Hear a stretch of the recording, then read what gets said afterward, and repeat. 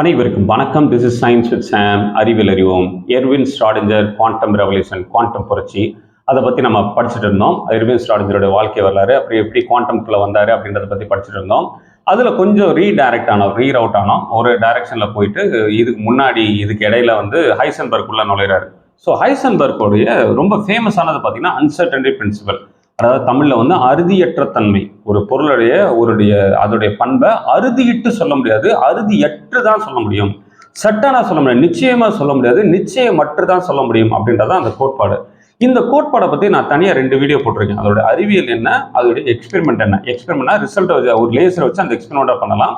அந்த அறிவியலுடைய வீடியோஸ் பண்ணால் நீங்கள் தனியாக அதை பார்த்துக்கோங்க. அந்த லிங்கையும் கீழே நான் வேணா கொடுக்குறேன். இன்னைக்கு நம்ம பார்க்க போகிறது என்னன்னா, அந்த அறிவியல் உருவானதுக்கு காரணமான அந்த வரலாற்று பின்புலம், ஹிஸ்டாரிக்கல் பேக்ரவுண்ட் தான் நம்ம பார்க்க போகிறோம். ஸோ ஸ்ராடிஞ்சருடைய வாழ்க்கையை பற்றி நம்ம பார்க்கும்போது நம்மளுக்கு தெரியும், ஸ்ராடிஞ்சர் ஒரு குவாண்டம் மெக்கானிக்ஸை உருவாக்குறாரு. இந்த சைடு பார்த்தீங்கன்னா ஹைசன்பர்க் ஒரு குவாண்டம் மெக்கானிக்ஸை உருவாக்குறாரு. எதுக்கு இதை உருவாக்குறாங்க?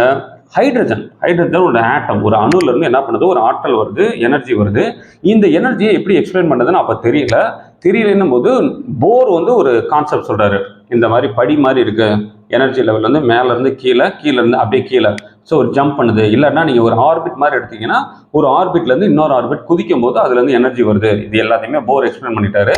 இதுக்கு இடையில நம்மளால என்ன பண்ணுறாருன்னா, ஸ்ராடிஞ்சர் எலக்ட்ரான் ஒரு பொருள் கிடையாது, எலக்ட்ரான் ஒரு வேவ் மாதிரி, அலை. அந்த அலையை நினைச்சிட்டு நான் என்ன பண்றேன், வேவ் மெக்கானிக்ஸை கண்டுபிடிக்கிறேன். அது வேவ்னு நீங்க நினைக்கும் போது வேவ் தொடர்ச்சியா இருக்கும். It's a continuous thing. ஒரு வேவ் அலை மாதிரி போகும். இந்த சைடு பார்த்தீங்கன்னா ஹைசன்பர்க் ஒரு புள்ளி மாதிரி எடுத்துக்கிறார். எலக்ட்ரான் ஒரு புள்ளி மாதிரி. அவர் எலக்ட்ரான் ஒரு பொருளோ, அதை நம்ம எப்படி மெஷர் பண்ணணும், எப்படி பார்க்கணும் அப்படின்றதெல்லாம் அவர் சொல்ல வரல. ஏதோ ஒரு புள்ளி, ஒரு எலக்ட்ரான், அது என்ன வேணா இருந்துட்டு போட்டோம், ஆனால் அது அலை இல்லை அப்படின்னு சொல்லிட்டு அவர் என்ன பண்ணாரு, அவர் ஒரு ஆற்றலை கண்டுபிடிக்கிறாரு. கடைசியில் பார்த்தா ஸ்ராடிஞ்சருக்கு ஒரு ஆற்றல் கிடைக்குது, ஹைசன்பர்க்கு ஒரு ஆற்றல் கிடைக்குது. கடைசியில் பார்த்தா ரெண்டுமே ஈக்குவலாக இருக்கு. அப்போ ஸ்ராடிஞ்சர் உருவாக்குனது வேவ் மெக்கானிக்ஸ், ஹைசன்பர்க் உருவாக்குனது மேட்ரிக்ஸ் மெக்கானிக்ஸ். ஆனால் ரெண்டுமே கொடுக்குறது ரெண்டுமே ஒரே மாதிரி இது, ஒரே மாதிரி பதில். இதுக்கு என்ன எப்படி எக்ஸ்பிளைன் பண்ணுறதுனே தெரியல. ஏன்னா சயின்டிஸ்ட்லாம் என்ன பண்ணனா, இல்லை நீங்கள் ஈக்குவேஷன் பற்றி மட்டும் பேசாதீங்க, ஃபிசிக்கலாக எப்படி நாங்கள் புரிஞ்சுக்கிறது, ஒரு குவாண்டம் மெக்கானிக்ஸை நாங்கள் புரிஞ்சுக்கிறதுக்கான அந்த படம், ஃபிசிக்கல் பிக்சர் வேணும், எங்களுக்கு எப்படி இருக்கும்னு சொல்லுங்க அப்படின்னும் போது இவங்களுக்கு தெரியல. அப்போதான் ஸ்ராடிஞ்சரும் சரி, ஹைசன்பர்க்கும் சரி, நீல்ஸ் போருடைய வீட்டில் தங்கியிருக்காங்க. கோப்பன்ஹேகன். நீல்ஸ் போர் ரொம்ப பணக்காரரு, அவர் வீட்டில் தங்கியிருக்காங்க. அப்போ அந்த டிஸ்கஷன் நடக்குது. டிஸ்கஷனில் ரொம்ப முக்கியமான குரூஷியலான ஃபேக்டர் என்னன்னா, ஸ்ராடிஞ்சர் என்ன நினைக்கிறாரு, எலக்ட்ரான்றது ஒரு வேவ்னும் போது ஒரு தொடர்ச்சியாக இருக்கும். ஆனால் நீல்ஸ் போர் என்ன சொன்னார், எலக்ட்ரான் மேலே ஆர்பிட்லேருந்து கீழே ஆர்பிட் ஜம்ப் பண்ணுது. ஜம்ப் பண்ணும்போது குவாண்டம் ஜம்ப்னா ரெண்டுக்குமே டிஸ்கண்டினியூஸாக இருக்கும். மேலே ஒரு மாடியிலேருந்து கீழ் மாடியில் குதிச்சோம்னா நடுவில் யாருமே இருக்காது. எலக்ட்ரான் டக்குன்னு மேல் மாடியில் இருக்கும், டபக்குன்னு கீழ் மாடிக்கு வரும். இதை ஸ்ராடிஞ்சரால ஏற்றுக்க முடியல. எப்படி அப்படி சாத்தியம், இடையில என்ன பண்ணுது அப்படின்போது நீல்ஸ் போர் என்ன சொல்றாரு, இடையில அதெல்லாம் ஒன்றும் இல்லை, எக்ஸ்பிளைனா பண்ண முடியாதுல்ல. ஆனால் குவாண்டம் ஜம்ப்ன்றது ரியல். இந்த குவாண்டம் ஜம்ப்ன்ற வேர்டை சொல்றாரு. மேல ஆர்பிட்லேருந்து கீழ் ஆர்பிட் குதிக்குது, அது நடக்குது. இடையில என்ன நடக்குது அதெல்லாம் என்னுடைய லா சொல்லாது. நீ நம்ம ஒரு பொது புத்தியில நம்ம நிகழ்காலத்தில் நம்ம பார்க்குற மாதிரி நினைக்காத. சயின்ஸு குவாண்டம் அப்படி எக்ஸ்பிளைன் பண்ண முடியாது, ஆனால் நடக்குதுன்னு போது ஸ்ராடிஞ்சரால ஏற்றுக்க முடியல.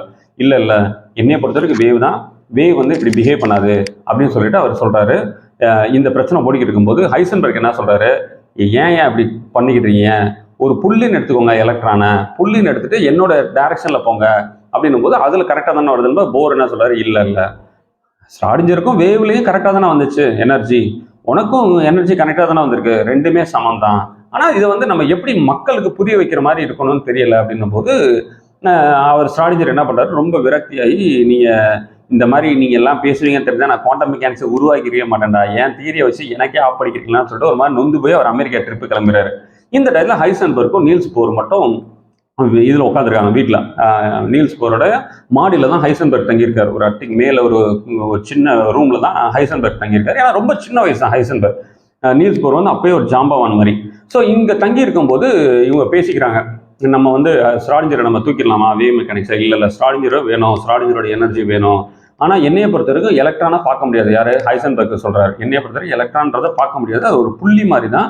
அந்த புள்ளியிலேருந்து நீங்கள் எனர்ஜினா எக்ஸ்ட்ராக்ட் பண்ணலாம், நம்மளுடைய அது ஆற்றலாம் கால்குலேட் பண்ணலாம் அப்படின்னும் போது ஒரு எக்ஸ்பெரிமெண்ட் நடக்குது. அந்த எக்ஸ்பெரிமெண்ட்டில் எலக்ட்ரானோட பிக்சரை ஃபோட்டோ எடுத்துடுறாங்க. எப்படி எடுக்கிறாங்க அப்படின்னா, ஒரு பீட்டா டிகேன்னு சொல்லிட்டு ஒரு ஒரு டிகேஆர் ஒரு பார்ட்டிகல், ஒரு ரேடியோ ஆக்டிவ் மெட்டீரியல் மாதிரி வச்சுக்கலாம், ஒரு கதிர்வீச்சு மாதிரி ஒரு பொருள்ல இருந்து ஒரு எலக்ட்ரான் லீக் ஆகுது. அந்த எலக்ட்ரான் என்ன பண்றாங்கன்னா ஒரு கிளவுட் சேம்பர்ல அனுப்புறாங்க. இந்த கிளவுட் சேம்பர்ல பாத்தீங்கன்னா ஒரு நீராவியா நிரப்பியிருப்பாங்க, ஒரு கிளவுட் மாதிரி நிரப்பியிருப்பாங்க. அந்த கிளவுடுக்குள்ள என்ன பண்ணுதுன்னா ஒரு எலக்ட்ரான் போகும்போது ஒரு பாத்த மாதிரி, இப்போ நம்ம ஃப்ளைட்ல போகும்போது அது நம்ம சில நேரத்தில் அந்த ஃப்ளைட் விட்டுட்டு போகும்ல, அதோட பாதை ஒரு கான்ட்ரெயில்னு சொல்லுவாங்க, அந்த ஃப்ளைட்ல எல்லாம் வெள்ளவையா புகை இருக்கும்ல, அந்த மாதிரி ஒரு புகை மாதிரி விட்டுட்டு போகுது. இப்போதான் ஹைசன்பர்க் ஒரு பயங்கர ஷாக்கு.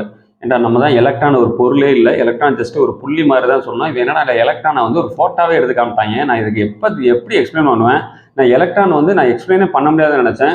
போர் என்ன சொல்றாரு, எலக்ட்ரான் வந்து கண்டினியூஸாக போகாது, எலக்ட்ரான் வந்து விட்டு விட்டு தான் போகும், கண்டினியூஸ்ன்றது ஃபேக்டரே கிடையாது.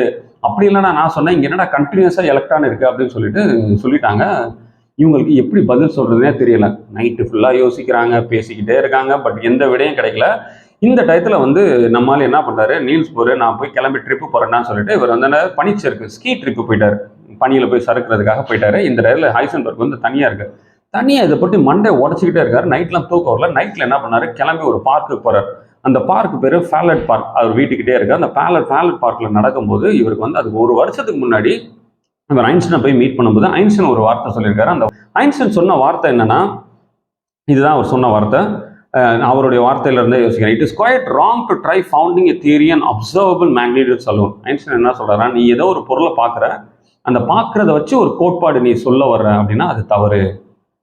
நீ ஒருத்தவங்க பிக்சர் எடுத்துட்டு சொல்றான், பாத்தியா நான் இதுதான் என்னோட பிக்சர், என்னோட எக்ஸ்பெரிமெண்ட், இதை மட்டும் வச்சு உன்னுடைய ஒரு தியரி ஒரு கோட்பாடு சொல்றேன்னா அது தவறு. அதுக்கு பதிலாக என்ன சொல்றான்னா, ஆனா அதுக்கு ஆப்போசிட்டா தான் இருக்கணும். எப்படி இருக்கணும், நீ ஒரு தியரியை கண்டுபிடிச்சு உன்னோட தியரி என்ன சொல்லுது, இப்படிதான் இருக்கணும்னா அப்படி போய் கண்டுபிடிக்கணும். உன்னோட தியரி என்ன சொல்லுது, எலக்ட்ரானை கண்டினியூஸா பார்க்க முடியாதுன்னு சொல்லுதான். அப்போ உன்னோட தியரியை வச்சுட்டு நீ போய் உன்னுடைய அந்த டேட்டாவை எடுத்து பாரு, இந்த கேஸ் சேம்பர்ல அந்த எலக்ட்ரானோட பிக்சர் வந்துச்சுல அதை வச்சு பாரு அப்படின்னு சொல்றாரு.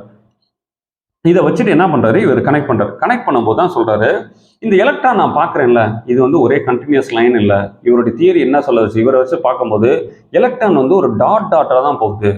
எலக்ட்ரான் டாட்டா போகும்போது என்ன பண்ணுது, அந்த சேம்பர்ல இருக்க நீராவி என்ன பண்ணுது, உருவாக்கி ஒரு லைன் மாதிரி தெரியுது. நீராவி தான் கண்டினியூஸ் லைனே தவிர எலக்ட்ரான் வந்து டாட்டா தான் இருக்கு. ஸோ இப்போ நம்ம ஒரு கழுத்துல பாசி போடுறோம்ல, ஒரு பாசிக்கும் இன்னொரு பாசிக்கும் இடையில வந்து எதுவுமே கிடையாது. அதுக்குள்ள என்ன இருக்கு, எலக்ட்ரான் எப்படி போச்சு அப்படின்லாம் நீ யோசிக்கவே முடியாது. எலக்ட்ரான் வந்து பாசியா தான் போகுது. ஆனா அதை சுத்தி இருக்கதான் என்னது, அந்த சுத்தி இருக்கதான் கண்டினியூஸா அந்த வாட்டர் வேப்பர் மாதிரி இருக்கு. இந்த எலக்ட்ரான் ஒரு இடத்துக்குள்ள இருந்து இன்னொரு இடத்துக்கு போகும்போது நடுவில் எப்படி எக்ஸ்பிளைன் பண்ண முடியும்னா எக்ஸ்பிளைனே பண்ண முடியாது. இதுக்கு ஒரு எடுத்துக்காட்டுக்கு ரொம்ப எளிமையா புரியுற மாதிரி சொல்லணும். நம்ம போரோட அட்டாமிக் மாடல்ல மேல இருக்க இந்த சேம்பர்ல இருந்து, மேல இருந்த ஆர்பிட்ல இருந்து கீழே இருக்க ஆர்பிட்ல ஜம்ப் பண்ணுதுல, மேல இருக்க ஆர்பிட்ல என்ன எனர்ஜி என்ன பண்ணுது அப்படின்னு நம்மளால சொல்ல முடியும். கீழே வரும்போதும் என்ன சொல்ல முடியும். ஆனா நடுவில் இருக்கலாம், அந்த ஆர்பிட்டுக்கு நடுவில் என்ன பண்ணிக்கிட்டு இருக்கு, அதோடைய ஆற்றல் என்ன நம்ம சொல்லவே முடியாது. That is not possible. அதை எக்ஸ்பிளைனே பண்ண முடியாது. கிட்டத்தட்ட அதே மாதிரி தான் இந்த எலக்ட்ரானும் இப்படி போகுதுன்னு நினைக்கிறோம். ஆனா டாட்டா போகுது, அந்த எலக்ட்ரானுக்கு இடையில என்ன பண்புன்னு நம்ம சொல்லவே முடியாது அப்படின்னு சொல்லிட்டு தான் அவர் என்ன பண்றாரு, ஒரு ஸ்டேட்மெண்ட்டை விடுறாரு. கொஸ்டின் மாதிரி கேட்கிறாரு, கேள்வி மாதிரி கேட்கிறாரு. Can quantum mechanics represent the fact that an electron finds itself approximately in a given place? Quantum mechanics என்ன சொல்லுது, ஒரு எலக்ட்ரான் ஒரு குறிப்பிட்ட இடத்துல இருக்குதுன்னு சொல்லிட்டு குத்து மதிப்பாக தான் சொல்லுமா? கேள்வியாக கேட்குறாரு. சயின்ஸ் எப்போதுமே என்ன சொல்லும், அக்யூரேட்டாக சொல்லும், நிச்சயமாக சொல்லும். ஆனால் இப்போ இவர் என்ன சொல்றாரு, நிச்சயமற்று சொல்லுதா அப்படின்னு சொல்றாரு. அப்போ சயின்ஸ் என்ன சொல்லுது, ஃபர்ஸ்ட் டைமா குவாண்டம் மெக்கானிக்ஸ்னு ஒரு அறிவு என்னன்னு சொல்லுது, நிச்சயமற்று சொல்லுதா அப்படின்னு சொல்லிட்டு ஒரு கேள்வியை கேட்குறாரு. அதோட கேட்க முடியாது, அதோட அந்த பொசிஷன் மட்டும் சொல்லாமல் that moves approximately with given velocity, ஒரு குத்து மதிப்பான வேகத்தோடையும் போகுதா, இதுவும் ஒரு கேள்விதான். அப்படின்னும் போது ரெண்டையும் சேர்த்தா can make these approximations to close that they do not cause experimental difficulties. இந்த கோட்பாடு தான் இதுவே தவிர எக்ஸ்பெரிமெண்ட்ல எந்த ஒரு பிரச்சனையும் இல்லை. எக்ஸ்பெரிமெண்ட்டை வச்சு எக்ஸ்பெரிமெண்ட்ல இருந்து நீ கண்டுபிடிக்க முடியாதுன்னு நினைக்கிற. அடிப்படையிலேயே குவாண்டம் மெக்கானிக்ஸ் என்ன பண்ணுது, ஒரு பொருளுடைய பொசிஷன் இருப்பிடத்தையும் அதோடைய வேகத்தையும் அப்ராக்சிமேட்டா தான் சொல்லுமா, குத்து மதிப்பா தான் சொல்லுமா, அறுதியற்று தான் சொல்லுமா, அறுதியிட்டு சொல்லாதா, நிலையற்று தான் சொல்லுமா, நிலையோட சொல்லாதா அப்படின்னா நிலையோடு சொல்லாது. அப்ப இதை எப்படி எக்ஸ்பிளைன் பண்றதுன்னா, அப்போ ஒரு ஃபார்முலா கண்டுபிடிக்கிறாரு. ஸோ இந்த ஃபார்முலா உங்களுக்கு நிறைய பேர் தெரிஞ்சுக்கும். இந்த product of the uncertainties in measure first வந்து h/4π வரல, இந்த h/2πலாம் வரல, வெறும் h தான் இருந்தது. அதுக்கப்புறமா தான் என்ன பண்ணாங்க, h/2π ஆட் பண்ணிருச்சு. இதுல இருந்து சொல்லும் போது என்னன்னா, ஒரு எலக்ட்ரானுடைய பொசிஷனையும் வெலாசிட்டியும் ஒரே டயத்துல அப்ராக்சிமேட்டா நம்மளால கண்டுபிடிக்க. ஒரு பொசிஷனை நம்ம நீ அக்யூரேட்டா கண்டுபிடிக்கணும்னு நினைச்சா அந்த வெலாசிட்டியை நீங்க கண்டே பிடிக்க முடியாது. அதே மாதிரி நீங்கள் வெசல் வெலாசிட்டி நீங்கள் அக்யூரேட்டாக கண்டுபிடிக்கணும்னு நினச்சிங்கன்னா அதோடைய இருப்பிடத்தை நீங்கள் கண்டுபிடிக்க முடியாது. இதுதான் இந்த இது சொல்லுது. ஸோ இதை பற்றி நான் பார்த்த உடனே அவர் என்ன சொல்கிறாரு, சரி இது கரெக்டாக தப்பான்னு தெரியல, இது யாருக்காவது அனுப்பலாம்னு சொல்லிட்டு ஒரு பெரிய லெட்டர் மாதிரி எழுதி பவுலிஸ் எக்ஸ்க்ளூசிவ் பிரின்சிபலாக இருக்கலாம், பவுலிக்கு ஒரு லெட்டர் அனுப்புறாரு. இந்த மாதிரி எனக்கு தோணுது, நீ என்ன நினைக்கிறோன்னா பவுலி பார்த்துட்டு இது கரெக்டு தான்ப்பா, நீ சொல்கிற மாதிரி எலக்ட்ரானுடைய பொருளுடைய அந்த இருப்பிடத்தையும் வெலாசிட்டியும் நான் அக்யூரேட்டாக மெஷர் பண்ண முடியாதுன்னு சொல்லிட்டு லெட்டர் அனுப்புறாரு. இப்போ நம்மால் வந்து நீல்ஸ் போர்க்காக வெயிட் பண்ணியிருக்காரு. ரிட்டன் வர்றாரு, அந்த ஸ்கீ ட்ரிப் எல்லாம் முடிச்சுட்டு அந்த பனிச்சறுக்கெல்லாம் முடிச்சுட்டு வர்றாரு. வரும்போது சொல்கிறாரு, இந்த மாதிரி நான் கண்டுபிடிச்சிருக்கேன் அப்படின்னா நீல்ஸ் போரால் ஏற்றுக்க முடியல. இல்லை நீ ஏதோ தப்பு பண்ணியிருக்கேன், அது எப்படி ஒரு பொருளுடைய இருப்பிடத்தை நம்ம கண்டே பிடிக்க முடியாமல் இருக்கலாம் அப்படின்னு சொல்லிட்டு ஒரு மாற்ற சொல்கிறாரு. ஹைசன்பர்க் இல்லை நான் மாற்ற மாட்டேன்னு சொல்கிறாரு. இவர் மாற்ற சொல்கிறாரு, இவர் மாற்ற மாட்டேன்னு சொல்கிறாரு. கதறி அழுகிறார். கதறி எழுந்துட்டு என்ன பண்ணுறாரு, இல்லை மாற்றாமே என்ன பண்ணுறாரு, இவர் பேப்பரை வந்து அனுப்புகிறார். 1927 பப்ளிஷ் ஆகுது. ஸோ இந்த ஆராய்ச்சி முடிவில் இந்த அன்சர்டி பிரின்சிபல்னால இதில் முக்கியத்துவம் என்ன அப்படின்னா, இதுதான் இந்த ஸ்லைடில் நீங்கள் பார்க்கும்போது தெரியும். when we know the present precisely we can predict the future. இப்போ தற்காலத்தை பற்றி எனக்கு அக்யூரேட்டாக தெரிஞ்சிச்சுன்னா எதிர்காலத்தை பற்றி என்னால் புரிஞ்சுக்க முடியும். ஆனால் இந்த அறிவியல் என்ன சொன்னது, தற்காலத்தை பற்றி நீ உன்னால் அக்யூரேட்டாக புரிஞ்சுக்க முடியாது. அதான் அவர் எழுதுறார். இது அவருடைய வார்த்தை. Is not the conclusion but the assumption. Even in principle we cannot know the present in all detail.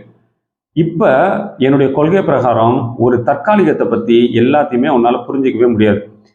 For that reason, everything observed is a selection from a plenum of possibility. அப்படின்னும் போது என்னுடைய நிகழ்காலத்தை பற்றியே என்னால் தெரிய முடியாத போது எதிர்காலத்தை பற்றி நான் என்ன பண்ண முடியும், சாத்தியக்கூறுகள் தான் சொல்ல முடியுமே தவிர நிச்சயமாக சொல்ல முடியாது. இதுதான் நடக்கும்னு என்னால் சொல்ல முடியாது.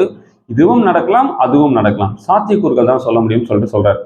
சொல்லிட்டு அந்த ஃபேமஸான லைன், நீங்கள் ஆப்பன்ஹைமரோட படம் பார்த்துருக்கீங்களான்னு தெரியல, ஒரு அரை மணி நேரத்தில் அந்த ஆப்பன்ஹைமர் போய் ஹைசன்பர்க்குடைய லெக்சர் அட்டன் பண்ணுவார். அப்போ இந்த சென்டென்ஸ் சொல்லுவார். உங்களுக்கு வாய்ப்பு இருந்தால் அந்த படத்தை திருப்பி பார்க்கும்போது இந்த லைனை போய் பாருங்க. இந்த லைன் அவர் சொல்லுவார், one might be led to the presumption that behind the perceived statistical world there still hides a real world in which causality holds. நீங்க சில பேர் நினைக்கலாம், சாத்தியக்கூறுகளை மட்டும் பேசுறியே, சாத்தியக்கூறுகள் மட்டுமே தான் உண்மையான உலகமா இருக்க முடியுமா, உண்மையான அறிவியல் இருக்க முடியுமா? இல்லை, அதுக்குள்ள ஏதோ ஒன்று ஒளிஞ்சிருக்கலாம். அந்த அறிவியல் என்ன சொல்லலாம், சாத்தியக்கூறுகள் மட்டும் சொல்லாது, நிச்சயமா சொல்லலாம். அப்ப நீ நிச்சயமற்ற கொள்கைன்னு சொல்றதே உன்னுடைய அறியாமை தான். அடிப்படையில் உலகம் என்பது நிச்சயமான கொள்கை தான் இருக்கணும். அறிவியல் என்பது நிச்சயமாக தான் சொல்ல முடியணும். உள்ளுக்குள்ள ஏதோ ஒன்று மறைஞ்சிருக்குன்னு நீ நினைக்கலாம். நீ அப்படி நீ நினைச்சனா உன்னுடைய சிந்தனையை என்ன சொல்றாரு, அந்த வேர்ட் யூஸ் பண்றாரு, ஃப்ரூட்லெஸ் அண்ட் சென்ஸ்லெஸ். நீ அப்படி நினைச்சேன்னா அந்த சிந்தனையை என்ன பண்ணுது, தேவையில்லாத பயனற்ற அறிவற்ற சிந்தனையும் சொல்றாரு. அப்போ அடிப்படையிலேயே இயற்கையே என்ன பண்ணுது, ஒரு பொருளை பற்றி அக்யூரேட்டாக சொல்லாது. ஒரு பொருளுடைய இருப்பிடத்தை நிகழ்காலத்திலே சொல்லாது, எதிர்காலத்திலையும் ஒரு பொருளுடைய அக்யூரேட்டாக சொல்ல முடியாது. நம்ம என்ன பண்ணலாம், சாத்தியக்கூறுகள் மட்டும்தான் சொல்ல முடியும்.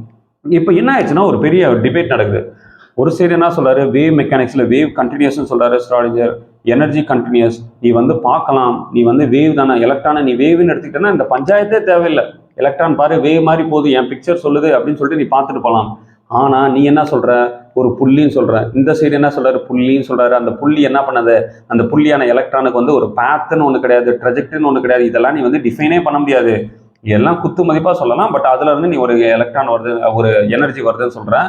ஒரு எலக்ட்ரானுக்கும் இன்னொரு எலக்ட்ரானுக்கும் அந்த பொசிஷனுக்கும் அந்த அக்யூரேட்டாக மெஷர் பண்ணுவேன், வெலாசிட்டிலாம் சொல்ல முடியாதுன்னு சொல்கிறேன். இப்போ குவாண்டம் மெக்கானிக்ஸ் என்ன தான் அதோட உண்மையான அது ஃபிசிக்கலாக நான் எப்படி தான் புரிஞ்சுக்கிறது, பிசிக்கலாக புரிஞ்சுக்கிட்டவனுக்கே புரிய மாட்டேது. ஸ்ட்ராடிஞ்சரே சொல்றாரு, நான் உருவாக்கின குவாண்டம் மெக்கானிக்ஸ் இப்போ நினைச்சா எனக்கே வருத்தமா இருக்கு அப்படின்னு சொல்றாரு. இப்போ புரியாதவனுக்கு நீ எப்படி எக்ஸ்பிளைன் பண்ணுவ? இந்த பேச்சு நடந்துகிட்டு இருக்கும்போது தான் போர் என்ன சொல்றாரு, நீ 2 பேரும் சண்டை போடாதீங்க, நான் ஒரு முடிவுக்கு வந்துட்டேன், ஒரு ஒப்பந்தம் மாதிரி குவாண்டம் மெக்கானிக்ஸ்னா இதுதான் அப்படின்னு சொல்லிட்டு எல்லா சயின்டிஸ்ட்டும் சொல்ல போறேன்னு சொல்லிட்டு எல்லா சயின்டிஸ்டையும் கூப்பிட்டுட்டு அவர் சொன்னதான் பார்த்தீங்கன்னா காப்பன்ஹேகன் இன்டர்பிரிட்டேஷன். காப்பன்ஹேகன் ஒரு ஒத்திசைவு, கான்சென்சஸ்ன்னு சொல்லுவாங்க, ஒத்திசைவா இதுதான் இப்படிதான் குவாண்டம் மெக்கானிக்ஸ் சொல்லிட்டு இவர் அறிவிச்சாரு. அந்த ஒரு கான்ஃபரன்ஸில் தான் ஐன்ஸ்டைன் இவருடைய சொன்ன எந்த கருத்தையுமே ஏற்றுக்காம ஒரு பெரிய சண்டை போட்டார். ஸோ அதை பற்றி நம்ம அடுத்த வீடியோவில் பார்க்கலாம். ஸோ நிறைய நாள் கழிச்சு இந்த வீடியோ போடுறேன், தொடர்ச்சியாக வீடியோ போடணும்னு நினைக்கிறேன். ஏன்னா வீடியோவோட மன நிம்மதின்றது ரொம்ப முக்கியம். ஸோ ரொம்ப ஸ்ட்ரெஸ்ஸில் என்னால் வேலை பார்க்க முடியாது. அதனால தான் இவ்வளோ இடைவெளி. முடிஞ்ச அளவு என்னால் நான் தொடர்ந்து கன்வியன்ஸாக போட பார்க்குறேன். உங்களுடைய சப்போர்ட்டுக்கு மிக்க நன்றி. நிறைய பேர் என்னை கான்டாக்ட் பண்ணியிருந்தீங்க. உங்களுடைய அன்புக்கும் ஆதரவுக்கும் மிக்க நன்றி. மீண்டும் ஒரு வீடியோவோட சந்திப்போம். நன்றி.